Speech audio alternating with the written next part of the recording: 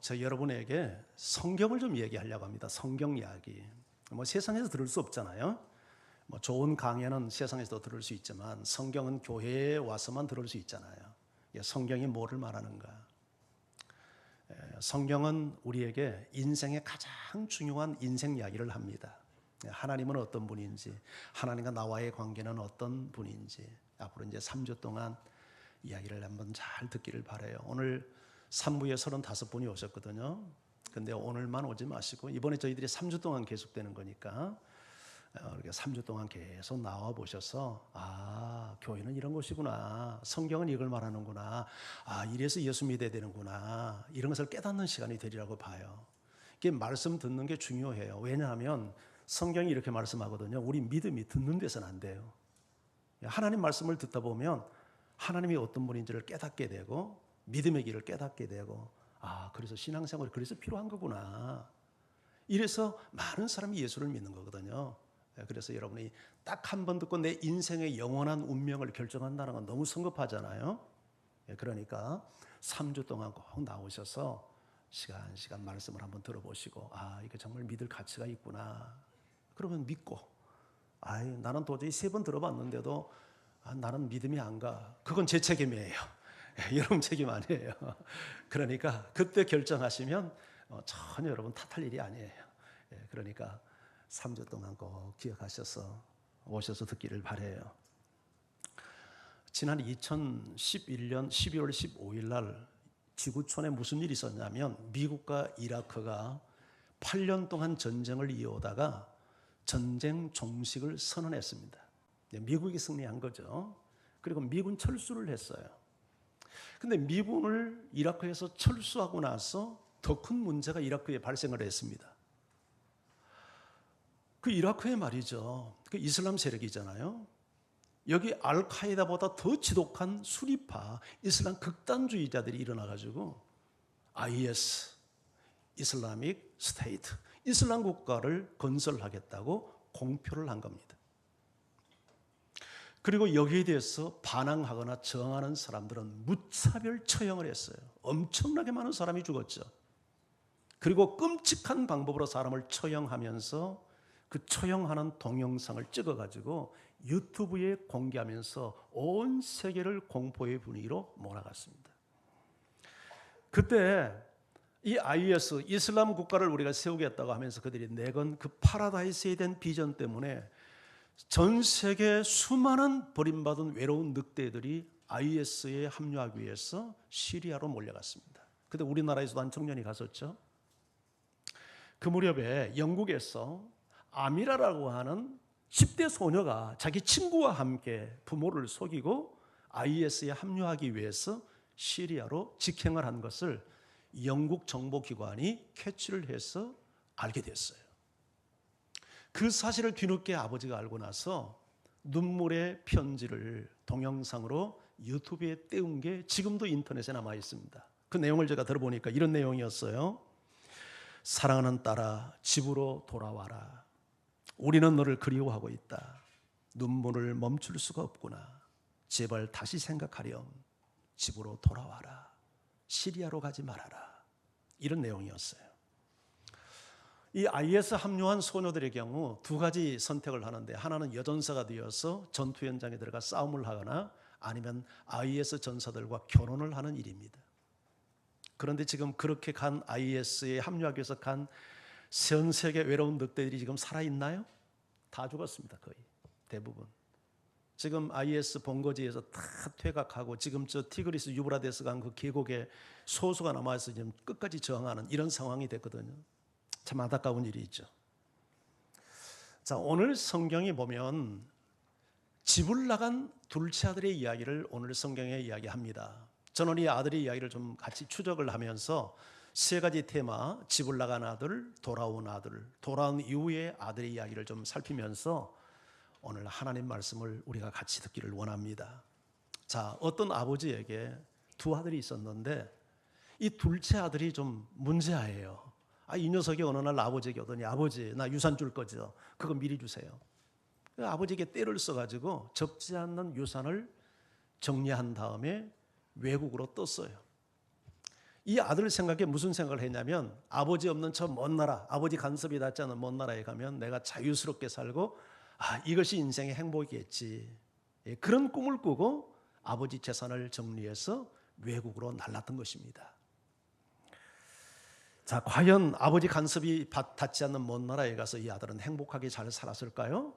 오늘 성경은 그 아들의 이야기를 계속 추적하며 이야기하는데요. 자, 우리 13절 성경을 화면을 통해서 한번 화면을 다 보시고 같이 한번 읽어볼까요? 시작. 그 후 며칠이 안 되어 둘째 아들이 재물을 다 모아가지고 먼 나라에 가 거기서 허랑방탕하여 그 재산을 낭비하더니. 자, 둘째 아들이 아버지 재산을 정리해서 먼 나라에 가가지고 어떻게 살았다고 말합니까? 허랑방탕. 허랑방탕이 뭐예요? 제멋대로 산 거죠. 육체의 욕망을 따라서 아마 뭐 술친구, 뭐 여자친구 사귀면서 욕망이 요구하는 대로 그렇게 살고 싶은 대로 살았을 거예요. 근데 그렇게 산 결과가 뭐예요? 재산을 다 낭비했어요. 인생 낭비, 시간 낭비, 재산 낭비. 부모를 떠나서 자유분방하게 그렇게 사는 게 행복이 아니라 그렇게 살면 인생을 낭비하도록 돼 있죠. 뭐 누구나 마찬가지예요. 그런데 이 이야기는 둘째 아들의 이야기가 아니라 사실은 하나님 떠난 우리들의 이야기예요. 우리 인생은 다 같이 하나님에게 와서 하나님을 섬기다가 하나님에게 돌아가는 존재인데 하나님을 떠나서 내 마음대로 살면 그것이 행복인 것 같고 그것이 자유인 것 같은데 사실 그렇지 않다는 거예요. 하나님 떠나 사는 인생의 모습은 마치 아버지를 떠나서 아버지 간섭이 닿지 않는 저 외국에 나가서 지 멋대로 하고 살면서 허랑방탕하고 재산을 다 탕진해버리는 것처럼 그렇게 인생을 살게 된다는 거예요. 어항 속에 사는 고기가 어느 날 생각을 했습니다. 물고기가 이 답답해. 나는 왜 이렇게 좁은 공간에 갇혀 살아야 돼? 나도 저 넓은 세상에 나가서 저 새들처럼 하늘도 날고 저 길거리 다니는 강아지처럼 들도 좀 돌아다니며 살고 싶어. 이 답답해. 어느 날 점프를 했어요. 그리고는 어항 밖에 나갔네요. 정말 자유를 누리며 행복한 삶을 물고기가 살 수 있었을까요? 아니요. 어항을 떠나는 순간 죽음이었죠. 이게 하나님 떠난 인간의 모습이에요. 사람은 어떻게 살아야 바르게 살고 잘 살 수 있을까? 여러분, 성경은요 우리 인간의 존재를 이렇게 설명합니다. 너희는 말이야 하나님에게서 와서 하나님으로 말미암아 살다가 하나님에게 돌아가는 존재란다. 이건 세상 철학으로도 이해할 수 없는 얘기잖아요. 성경에서만 나온 이야기예요. 영원한 경전, 하나님의 말씀이 우리 인생은 하나님에게서 와서 하나님으로 말미암아 살고 하나님에게 돌아가는 존재래요. 아멘. 이해가 아직 안 되지만 아멘 해보세요. 그럼 믿음이 생겨요. 예. 자, 그런데 하나님에게서 와서 하나님으로 말미암고 하나님께 돌아가는 존재가 하나님을 떠나서 살면 바른 삶을 살 수 있겠어요? 물고기가 어항을 떠나서 그게 자유입니까? 기차는 내일 위에 달릴 때 자유가 보장되고 물고기는 어항 속에 있을 때 자유가 보장되고 어린 자녀는 부모의 품속에 살아갈 때 진정한 자유와 행복이 보장되는 거지 부모 떠나서 지 마음대로 자유롭게 사는 거 그건 방종이지 자유가 아니죠. 그렇게 살면 이 둘째 아들 꼴 된다고요. 허랑방탕하게 되고 인생을 탕진하게 되고 고통이 찾아오고. 성경은 그래서 하나님을 떠나서 지 마음대로 사는 것을 죄라고 정의해요. 여러분, 세상에서는 그걸 죄라고 생각하지 않잖아요. 세상에는 도둑질하고 뭐 살인을 하고 뭐 이런 것을 죄라고 하지 하나님 믿지 않는 것을 죄라고 생각하지는 않아요. 그런데 성경은 인간을 창조하신 하나님은 네가 나를 떠나 사는 것이 죄다. 우리 이사야 53장 6절 말씀을 같이 한번 읽어볼까요? 자, 함께요. 시작. 우리는 다 양 같아서 그릇 행하여 각기 제 길로 갔거늘 여호와께서는 우리 모두의 죄악을 그에게 담당시키셨도다. 자, 양이 목자를 떠나서 지 맘대로 살았는데 우리가 그렇게 살았다는 거죠. 그런데 우리 모두의 죄악을, 그러니까 하나님을 떠나서 지 마음대로 사는 것이 죄인데 우리 죄악을 그분에게, 당신의 아들에게 담당시켰다, 이런 내용이에요. 여러분, 양을 연구하는 동물학자들의 말에 의하면 양은 시계가 15m밖에 보지를 못한대. 근시죠. 그러니까 짧은 거리는 보지만 먼 거리를 보지 못하는. 그러면 양이 15m 밖을 보지 못하고 15m 앞만 본다면 어떤 일이 일어날까요? 어디에 풀이 있는지, 어디에 물이 있는지, 어디가 위험한지, 어디에 가면 맹수가 기다리고 있는지 이걸 분별을 못하니까 방향 감각을 제대로 가져서 찾아갈 수 있을까요? 그러지 못하죠. 그러니까 양에게 큰 위험이 닥치지 않겠습니까?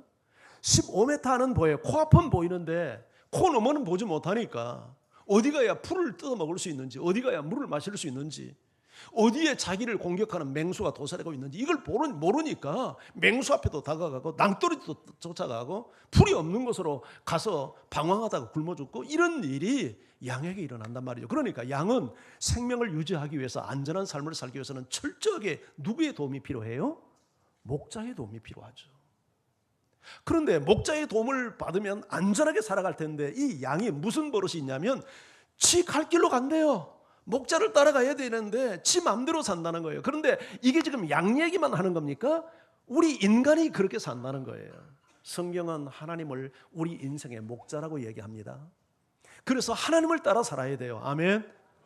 여러분이 하나님을 따라서 살면 마치 양이 목자의 보호와 인도를 받아 사는 것처럼 안전한 삶, 풍요로운 삶을 살 수 있어요. 마음의 풍요를 누리고 사는데 그 하나님을 떠나서 사니까 그런 안전도 평안도 보장받지 못하는 위험스러운 삶을 사람들이 살고 있다는 거예요.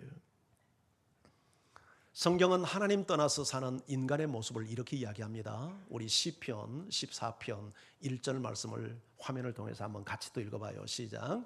어리석은 자는 마음에 하나님이 없다 하는도다. 그들은 부패하고 그 행실이 가증하니 선을 행하는 자가 없도다. 어떤 사람이 하나님을 마음에서 부인한다고요? 어리석은 자, 바보. 그러면 바보의 반대는 뭐예요? 지혜자죠. 성경은 지혜자는 하나님을 인정하고 하나님을 경외하는 것이 지혜의 근본이다. 그렇게 가르쳐요.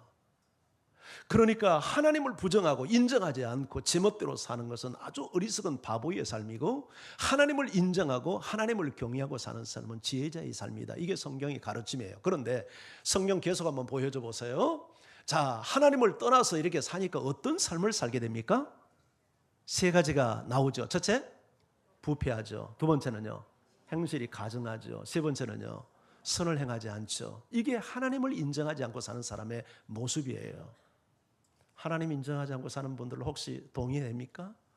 하나님 없이 살면 부패해요. 부패가 뭐예요? 이게 음식도 부패하면 썩는 거죠. 사람이 영적으로 정신적으로 병들어서 바른 삶을 못 산다는 얘기 아니에요?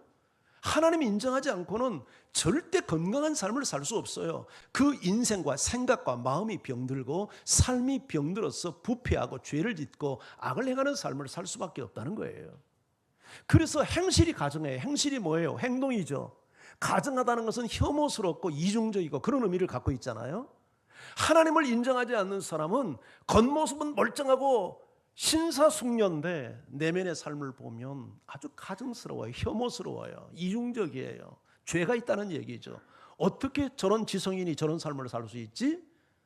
이런 이중적인 삶을 하나님을 인정하지 않는 사람들은 살아갈 수밖에 없다는 얘기예요. 그리고 선을 행하지 못해요. 선을 행하지 않으니까 악을 행할 수밖에 없잖아요. 이게 하나님 떠나 사는 사람들의 보편적인 모습이에요. 얼마 전에 미국에서 아마 최근에 가장 대형 총격 사건이 일어나는 거 혹시 뉴스 들으셨죠? 어디서 그랬죠? 라스베가스라는 데서. 라스베가스는 세계 유흥 도시예요. 미국 가는 사람들이 거의 대부분 라스베가스는 다 한번 가보거든요. 여기 세계 최고의 도박 도시입니다. 수많은 사람들이 거기 와서 도박을 하고 돈을 잃고 또 유흥을 즐기고 그런 도시예요. 여기에 대형 콘서트가 있었다고요. 이 빈터 공연장에서 한 3만 명, 4만 명이 모이는 대형 콘서트를 하는데 어떤 미치광이 한 사람이 그 옆에 호텔을 올라가서 32층에서 그 공연장을 내려다보면서 10분 동안 기관총을 난사를 했어요. 총을 몇 자루 가지고. 예. 여러분 몇 명이 죽은 줄 아세요? 현장에서 56명이 죽었어요. 그리고 500여 명이 중경상을 입었어요. 미국 최대의 대형 총기 사건이에요. 그런데 이 범인이 스티븐 패독이라는 사람이에요. 스티븐 패독. 스티븐은 성경에 나오는 스데반의 미국식 이름이에요. 이 스티븐이, 그러니까 그 부모가 스티븐이라는 이름, 스데반이라는 이름을 지어준 것을 보면 그 부모가 신앙인이었을 가능성이 있잖아요. 그리고 그 자녀 이 스티븐도 어쩌면 신앙생활을 했을 거라고요. 그런데 이렇게 정신당한 짓을 했어요. 더욱이 놀라운 것은 이 사람이 라스베가스 그 주민이에요. 그리고 생활 정도도 중산층이고 범죄 전과가 아무것도 없는 사람이에요. 동네 사람들이 스티븐 패독에 대해서 어떻게 이해하냐면, 어머, 그 사람이 그런 일을 했어? 모두가 충격을 받았어요. 그럴 사람이 아니라는 거예요. 그렇게 얌전하고 평범하고 전과도 없고 이런 사람이 어떻게 그런 끔찍한 학살 행위를 할 수 있었는가? 미국이 충격을 받았잖아요. 이게 무슨 말이에요? 인간은 죄인이라는 거예요. 인간은요, 아무리 겉모습이 멀쩡하고 그 사람이 대학을 나오고 무슨 정말 선인처럼 보여도요, 인간의 내면을 들여다보면 죄성이 가득한 죄인이라는 사실을 스티븐 패독이 증명하고 있는 거죠. 미국에서 이처럼 끔찍한 총기 사고가 있을 때 한국에서도 모든 사람을 놀라게 하는 하나의 사건이 있었는데, 그게 뭐냐면 어금니 아빠 사건이에요. 어금니 아빠 사건 알아요? 그 사람 이름도 공개되고 그 사람 얼굴까지 다 공개됐잖아요. 경찰이 이 사람을 조사하더니 이런 인간은 이거 사람이 아니다. 이거 공개해야 된다. 인권이고 뭐고 이런 사람에게는 없다 해서 신상 공개를 해버린 거예요.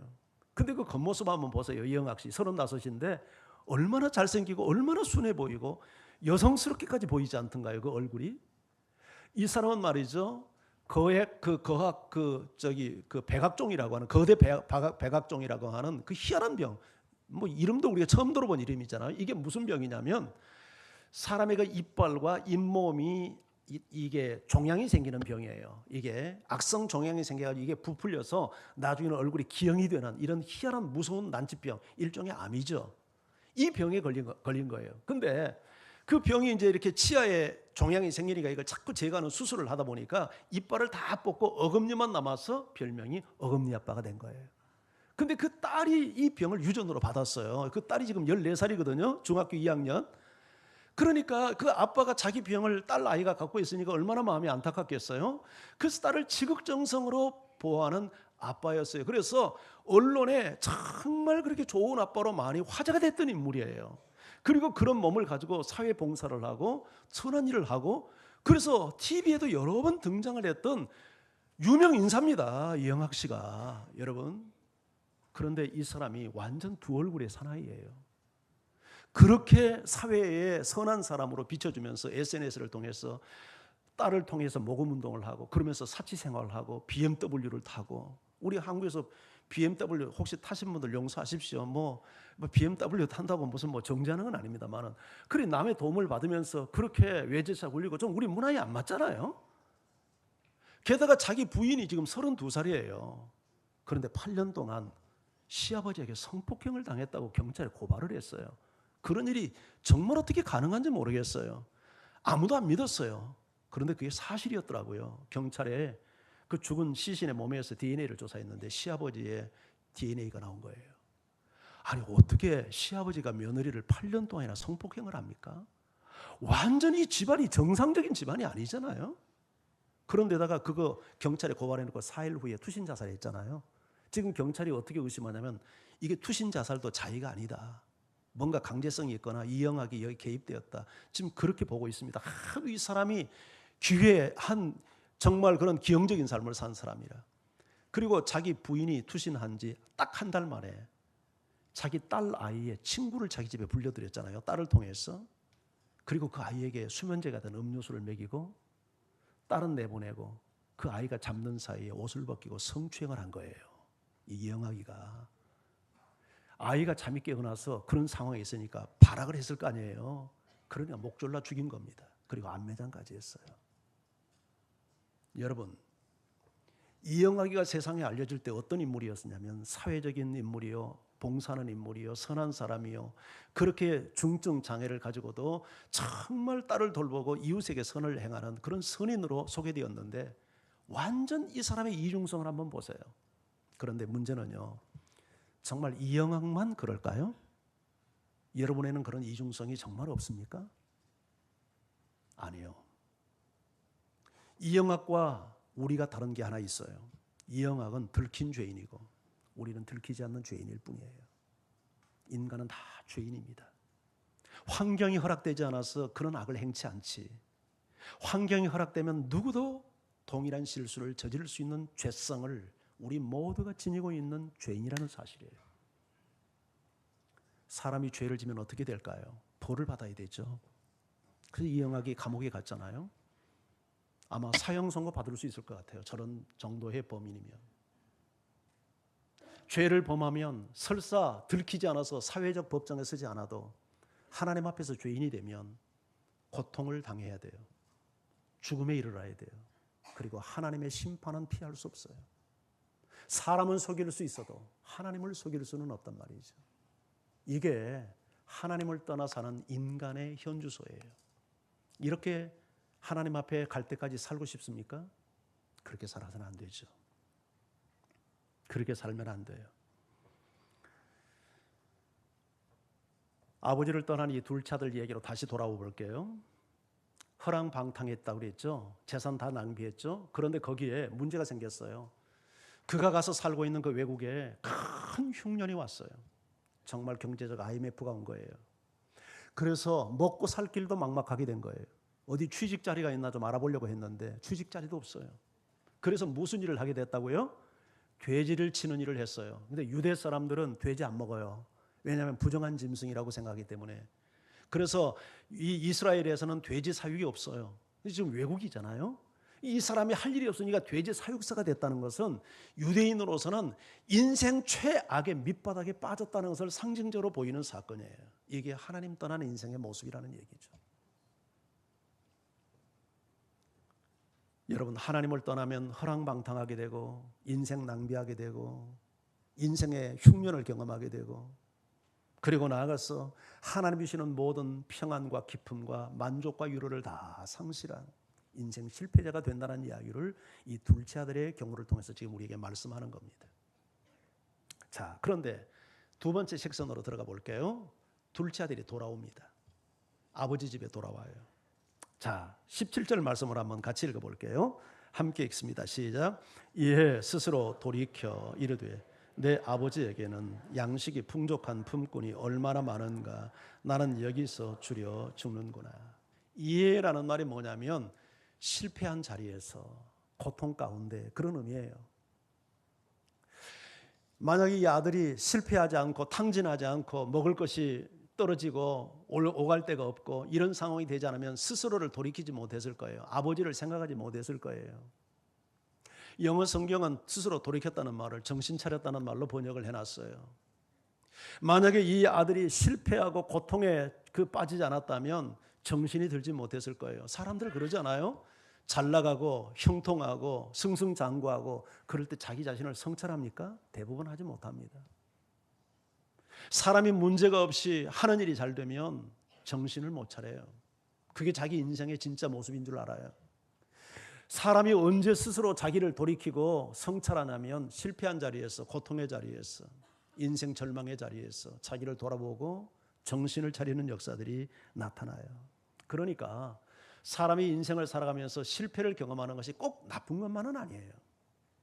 하나님께서 그런 의미에서 여러분의 인생 가운데 고통을 허용하시기도 하고 실패를 허용하기도 해요. 왜? 그래야 정신 차리니까. 그래야 스스로를 돌이킬 수 있으니까. 여러분 혹시 이어령 씨 모르는 분 있어요? 이어령 문화부 장관, 이화여대 교수 지냈던 문화부 장관 모르는 분 있어요? 그런 분 계시면 저 북한에서 오신 분이에요. 정말 한국 최고의 지성으로 알려지고 88 올림픽을 총기획했던 디렉터를 했던 분이죠. 그런데 이 이어령 씨, 대학 교수였고 문화부 장관이었고 한국 최고의 지성으로 알려진 이어령 씨에게 정말 자신의 힘으로는 해결하기 힘든 고통이 하나 있었어요. 그게 뭐냐면 그분에게는 아들도 없고 딱 딸만 하나, 무남 동료 외딸이 하나 있어요. 이민아 미국에서 검사 생활했죠. 그런데 그 딸에게 고통이 찾아온 겁니다. 그 딸이, 그 잘 나가는 딸이, 그 똑똑했던 딸이 이혼을 했잖아요. 이혼의 충격 때문에 그런지 암에 또 걸렸잖아요. 암. 거기서 끝나지 않고 실명까지 했잖아요. 어느 날 설거지하다가 그릇을 쨍그랑 떠들여서 깨뜨렸는데 보이지 않았던 거예요. 실명을 했어요. 거기서 고통이 끝나지 않았잖아요. 그 이혼하고 두 아들을 이민아가 데려다 길렀거든요. 그런데 큰아들이 교통사로 죽었어요. 둘째는 자폐증 판정을 받은 병자예요. 아니, 세상에 어떻게 폭탄 맞은 집안 같잖아요. 어떻게 한 사람의 생애 속에 이처럼 가혹한 시련이 계속될 수 있습니까? 이혼당했죠. 이혼을 당했는지 했는지는 모르지만 이혼했죠. 암 걸렸죠. 실명했죠. 한 아들은 죽었죠. 한 아들은 자폐증이죠. 이게 이혜령 씨의 고통이었어요. 하나밖에 없는 그 사랑하는 딸이 이런 고통에 처해 있을 때 그분은 대학 교수이고 문화부 장관이고 한국 최고의 지성이었지만 딸을 위해서 해줄 일이 아무것도 없었대요. 그러지 않겠어요? 어떻게 어떤 대통령인들 그 딸이 그러면 도움을 줄 수 있겠습니까? 그 딸이 둘째 아들 자폐증 아이를 케어하기 위해서 하와이 가서 있을 때 그 딸을 위로하기 위해서 이혜령 씨가 하와이를 간 적이 있었습니다. 그래서 가서 보니까 딸이 많은 변화가 왔어요. 그 고통 속에서 이 딸이 신실한 믿음을 가지고 하나님의 자녀가 되어 있는 거예요. 그러면서 아버지에게 부탁을 합니다. 아빠, 오늘 제가 아버지에게 한 가지 소원이 있어요. 뭐냐? 아빠, 오늘 나와 함께 교회 좀 같이 가주세요. 그런데 딸을 위로한 아버지가 안 된다고 말할 수 없잖아요. 알았다. 그리고 딸을 따라서 난생 처음 하와이에 있는 작은 예배당을 찾아가서 예배를 드리게 됐어요. 그 자리에서 자기는 인생 처음 하나님을 향하여서 기도했답니다. 아니, 처음은 아니었대요. 그 이전에도 가끔 글을 쓰면서 자기 서재에서 뭔가 막연한 확실하게 알지 못하는 신을 향하여 기도한 적이 있었대요. 그런데 자기의 사랑하는 딸이 믿는 여호와 하나님을 향하여 구체적인 기도는 그때가 처음이었대요. 이렇게 기도했답니다. 하나님이 정말 살아계시면 내 딸 좀 고쳐주세요. 네? 그러면요, 제 남은 여생을 내가 하나님 섬기는데 드릴게요. 이렇게 기도를 했대요. 그리고 며칠 딸과 함께 시간을 보내다가 한국에 돌아왔고, 그리고 자기 기도도 잃어버리고 살았대요. 그런데 얼마쯤 시간이 지났을까? 딸 아이에게 놀라운 기적 같은 일들이 일어납니다. 이민아가 암에서 자유를 얻어요. 암이 떠나갑니다. 그리고 실명했던 눈이 회복이 돼요. 시력을 회복했어요. 그리고 자폐증에 걸린 손자가 정상으로 돌아왔어요. 할렐루야. 자기 기도를 하나님이 응답했는지는 모르지만 이렇게 되니까 이제 약속 지켜야 되잖아요. 그래서 딸을 잡고 손을 잡고 교회를 다니기 시작을 했는데, 그 교회가 옛날 온누리교회 하용조 목사님 계실 때 온누리교회에 출석을 했습니다. 그리고 세례를 받았어요. 세례를 일본의 그 소나타 집회, 우리와 같은 이런 전도 집회, 일본에 가서 하는데, 그때 그 집회 장소에서 이혜령 씨가 무릎을 꿇고 세례받는 장면이 저 장면입니다. 예. 사진을 좀 크게 확대해 보여보세요.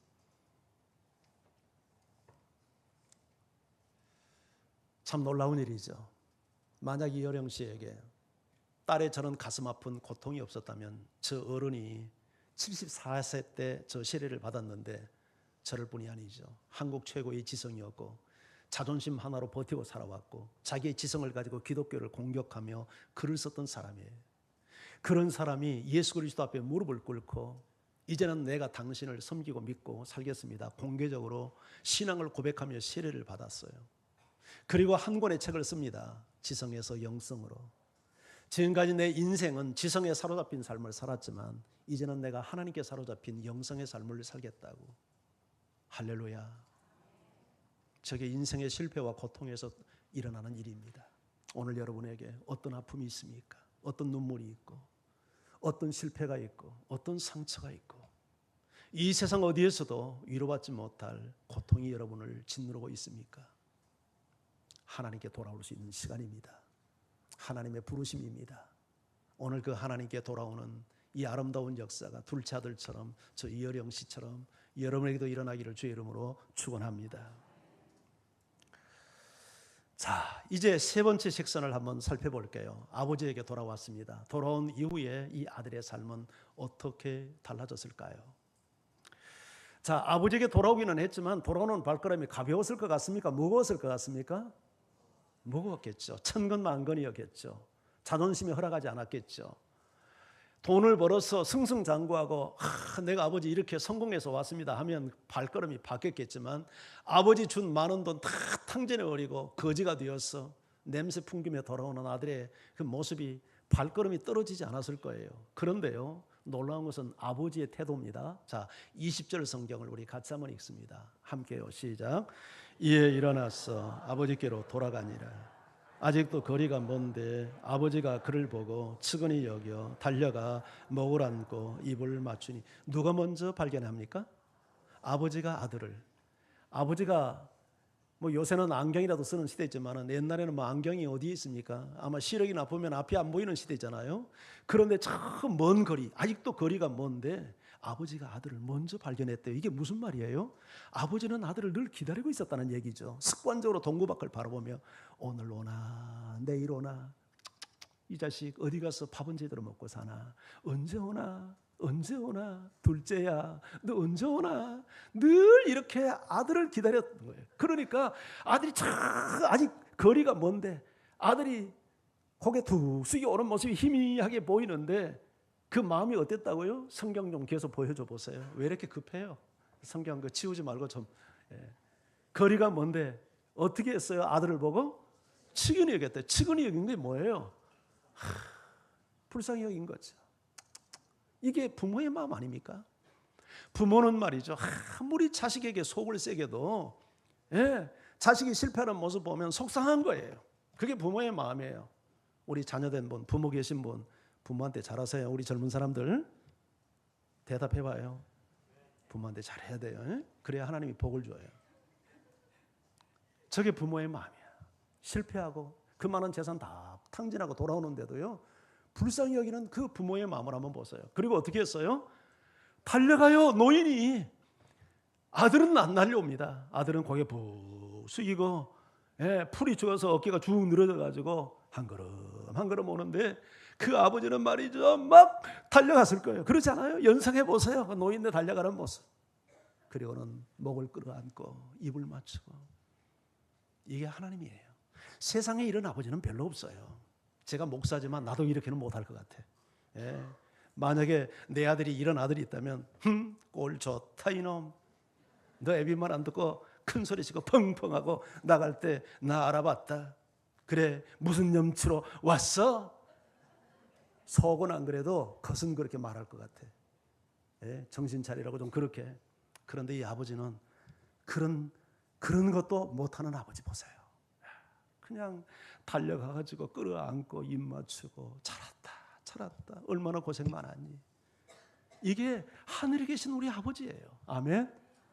여러분, 하나님은 무서운 하나님, 아주 인정사정 없는 그런 하나님이 아니에요.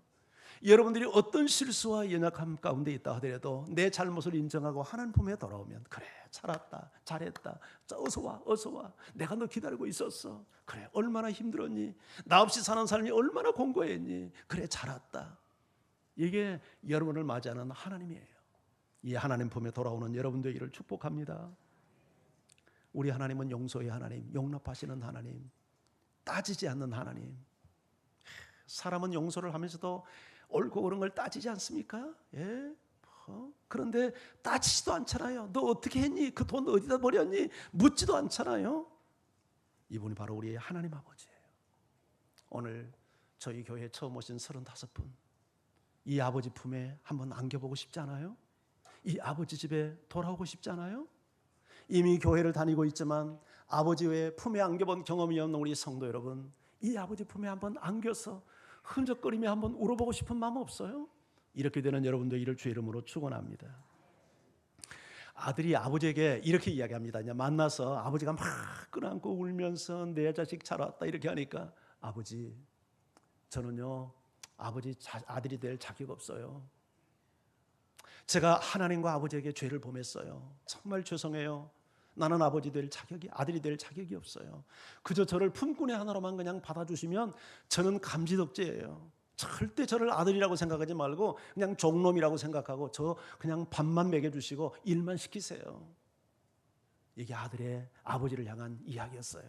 그런데 정말 아버지가 그렇게 했을까요? 알았다 이놈, 너는 앞으로 내 종이다. 그렇게 했을까요? 아버지의 한번 행동 보세요. 22절 23절 아버지가 어떻게 아들을 맞았는지. 자, 함께 읽어요. 시작. 아버지는 종들에게 이르되 제일 좋은 옷을 내어다가 입히고 손에 가락지를 끼우고 발에 신을 신기라. 그리고 살찐 송아지를 끌어다가 잡으라. 우리가 먹고 즐기자. 어떻게 했어요? 제일 좋은 옷. 이건 모르름이에요. 그렇게 사랑한다는 얘기죠. 누구에게 가장 좋은 옷을 내다 입히겠습니까? 제일 사랑하는 아들에게 입히지 않겠어요? 그리고 어떻게 했어요? 손에 가락지를 끼우고 신에 신발을 신기고. 원래 종들은 신발이 없습니다. 신은 아들이 신는 거예요. 이건 아들의 신분을 회복시킨다는 얘기예요. 아들은 아버지에게 종으로만 받아달라고 하는데 아버지는 그 아들을 아들로 받는 겁니다. 아들로 받아주고. 예. 그리고는 어떻게 합니까? 살찐 송아지. 예. 살찐 송아지를 잡아다가 잔치를 벌리며 함께 먹고 마시며 즐거워하는 이 하나님이 바로 이 아버지가 하늘에 계신 우리 아버지 하나님이에요. 이 말씀을 하시면서 예수님이 이 비유를 말씀하면서 하나님의 마음을 이렇게 표현했어요. 누가복음 15장 10절 같이 한번 읽어봐요. 시작. 내가 너희에게 이르노니 이와 같이 죄인 한 사람이 회개하면 하나님의 사자들 앞에 기쁨이 되느니라. 죄인 한 사람이 회개하고 아버지 품에 돌아올 때 하나님께서 큰 기쁨을 갖는데 천사들 앞에서 너무너무 기뻐서 이렇게 잔치를 하는 아버지의 모습과 같이 이게 하나님의 마음이라는 거예요. 여러분, 이 좋으신 하나님 품에 돌아오는 여러분 되기를 바랍니다. 하나님을 떠나 살면 허랑방탕하게 되고 탕진하게 되고 인생의 기근을 만나게 되고 모든 것을 다 상실하지만 하나님 품에 돌아올 때 온갖 주의가 회복이 되어지고 온갖 아버지의 그 풍성함을 누리게 되고 하나님이 주시는 그 평안과 기쁨과 위로와 만족을 누리며 살아가는 이런 영광스러운 일이 여러분에게 회복될 줄 믿습니다. 아버지 이야기를, 아버지의 마음을 24절에서 마지막으로 한 번 더 표현합니다. 자, 24절을 같이 읽습니다. 시작. 이 내 아들은 죽었다가 다시 살아났으며 내가 잃었다가 다시 얻었노라 하니 그들이 즐거워하더라. 여러분, 정말 아버지 말 듣지 않고 나가서 다 탕진하고 돌아온 아들을 아버지가 뭐라고 말하냐면 내 아들은 죽었다가 다시 살아났고 잃었다가 다시 얻었대요. 그러니 즐겁대요. 이게 하나님의 마음이에요. 여러분, 이런 은혜가 여러분과 꼭 함께하기를 원합니다. 대한민국이 울었고 산천초목이 운 적이 있었습니다. 1983년도입니다. 무슨 일인 줄 아십니까? 그때 KBS에서 이산가족 찾기 특별방송 138일 동안 릴레이 방송을 했어요. 그리고 처음 시작할 때는 5일 동안 모든 정규방송을 중단하고 5일 동안 이산찾기 가족만 하루 24시간 동안 닷새 동안 방영을 했는데 이 이산찾기 가족 방영을 통해서 몇 명이 다시 만나냐면 그때 신청한 사람이 10만 명이 넘었습니다. 그런데 1189명이 혈육을 만났어요. 부모와 자식이 만나고 또 형제들이 만나고 또 사촌들이 만나고. 그때 헤어진 사연들은 다양했죠. 전쟁통에 헤어지고 또 어디 갔는데 그냥 어떻게 시장 가서 잃어버리고 다양한 사람들이 있었는데 그때 무슨 사연이 하나 있었냐면 어머니와 딸의 만남이에요. 그런데 그 어머니가 6.25 전쟁 때 피난을 가면서 딸의 손을 잡고 가다가 너무 사람들이 많으니까 딸의 손을 놓쳐버린 거예요. 그리고 딸을 잃어버렸어요. 한번 상상해 보세요. 여러분에게 만약 그런 일이 있었다면 그 어머니 가슴에 피멍이 들어 살았지 않았겠습니까? 그 딸을 만날 때까지 한순간인들 잊을 수 있었겠어요? 그 어린 딸을 보면 딸 생각나고 내 새끼 살았을까 죽었을까 어디서 어떻게 살고 있을까 그런 어떤 그 마음의 통증을 느끼며 어머니가 살지 않았겠습니까? 그래서 그 이산가족 찾기 할 때 그 딸을 그 어렸을 때 그 사진을 가지고 와서 딸을 얘기했고요. 그 다음에 그 딸 어머니 입장에서 보세요. 그 어머니를 잃어버리고 전쟁통에 고아가 돼가지고 잃어버렸을 때 그 아이가 경험했을 그 충격과 그 황당함이라는 게 얼마나 컸겠습니까? 그 수많은 사람들 중에 전부 다 그 보호자를 얻고 그 어린 딸이 어머니 손을 놓쳐가지고 어디선가 정처 없이 울고 있을 때, 그리고 그 아이가 고아가 되어서 어머니의 사랑도 받지 못하고 어머니가 제공하는 음식도 먹지 못하고 이 아이가 짐승보다 못한 천한 삶을 살았을 가능성은 눈에 보도 뻔하잖아요. 그 아이의 마음속에 우리 부모는 어디에 살아 계실까? 어디에 계실까? 얼마나 그리움이 사무쳤겠습니까? 그러다가 KBS 방송을 통해서 이산가족에서 어머니와 딸이 만났는데 어머니가요 딸을 붙들고 통곡을 하다가 너무 기가 막혀 실신을 해버렸어요. 실신. 그때 대한민국이 울었고 산전초목이 울고 나는 이산가족이었지만 그 방송 보다가 나도 눈물이 나더라고요. 여러분, 이게 잃어버린 영혼을 바라보는 하나님의 마음이고 이게 하나님을 잃고 사는 사람의 모습 아닙니까? 하나님이 한 사람 한 사람을 잃어버리고 하나님을 떠나서 사는 모습을 볼 때 얼마나 기쁘고 즐거웠으면 죄인 한 사람이 돌아올 때 이런 기쁨이 아버지에게 있고 이 아들은 죽었다가 살아났고 잃었다가 다시 얻은 아들이라 이게 하나님의 마음이에요. 그리고 하나님 떠나 살 때 여러분의 삶이 어땠습니까? 행복했습니까? 만족했습니까? 아마 양심적이라면 누구도 그렇게 예스하지 못할 거예요.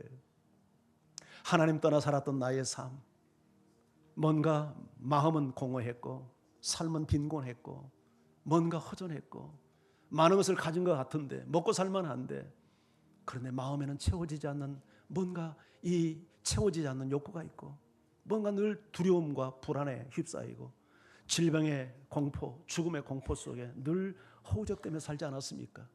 사람이 죽으면 정말 끝일까? 천국과 지옥이 있다는데 나는 죽으면 그러면 어디로 갈까? 이런 고민을 한 번쯤 여러분 해보지 않습니까? 항상 하지 않지만 그런데 만약 내가 죽음 저편에서 영원한 지옥에 가야 될 때라면 여러분 그래도 안심하고 이렇게 살겠습니까? 그러나 하나님 품에 돌아오면 이 모든 두려움의 문제가 해결이 되고 참된 인생의 풍요와 안전을 누리며 살게 될 줄 믿습니다. 여러분이 꼭 주님 앞에 돌아오고 하나님의 품으로 돌아오는 은혜가 있기를 축복합니다. 우리 하나님께 돌아가는 마음으로 이 찬양을 같이 한번 부르기를 원합니다.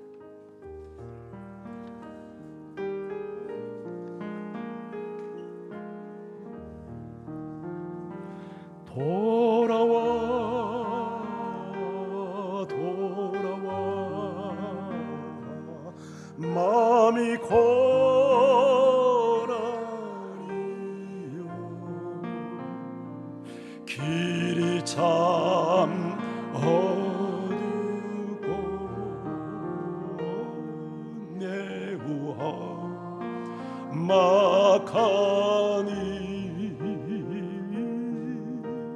집을 낙한 자여 어서와 돌아와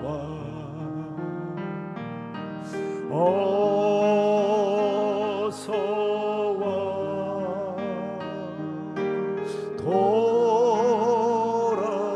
돌아오라 돌아와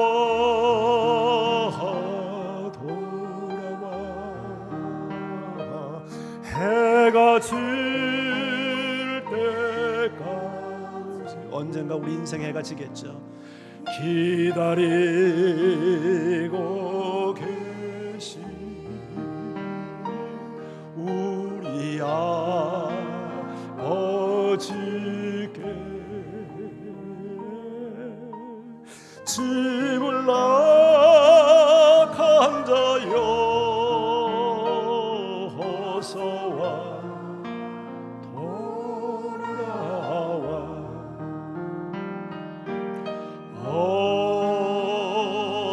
어서와 돌아오라 돌아와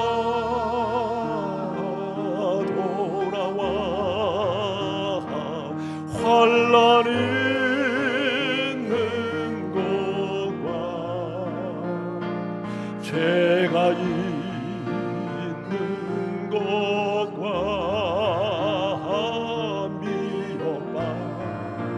미워받는 데서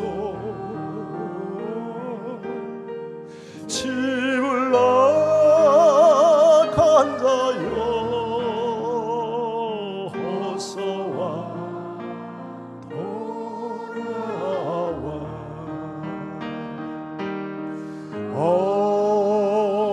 어서와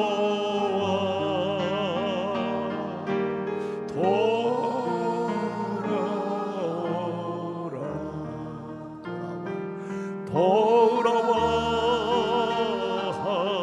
돌아와 집에 돌아오라. 모든 것 풍성한 모든 것 풍성한 아버지 집으로 집을 나간다여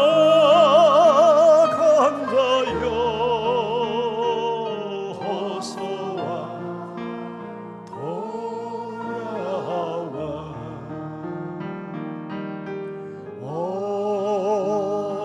어서와 돌아오라.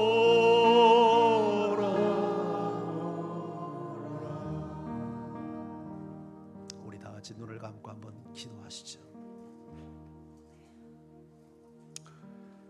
사랑하는 형제자매 여러분, 당신은 이 둘째 아들처럼 아버지 집을 떠나 먼 나라에 가서 허랑방탕하며 탕진하며 인생의 흉년을 맞이하고 고통 속에 지내고 있지는 않습니까? 설사 살아가는 내 외적인 환경은 문제없다 해도 여러분의 영혼과 내면의 세계는 너무 공고하지 않습니까? 행복해야 될 가정에 행복하지 못하고 자식들은 부모의 권위를 인정하지 않고 뭔가 삶의 공허와 이 허전함으로 참 어찌할 줄 몰라서 마음의 방황을 하고 있지는 않습니까? 아버지 부침으로 돌아오십시오. 하나님은 여러분을 기다리고 계십니다. 용납하시고 아들아 잘 왔다, 딸아 잘 왔다. 내가 너를 위해서 풍요를 준비하고 평안을 준비하고 기쁨을 준비하고 위로를 준비하고 만족을 준비했다. 아버지 품에 안겨서 이런 삶을 누리고 살지 않겠습니까? 오늘 이 설교를 듣고 이 기도를 들으면서 아버지 나도 아버지 품에 안기고 싶어요, 이런 마음이 드신 분은 제가 이 위에서 한번 기도해 드리려고 합니다.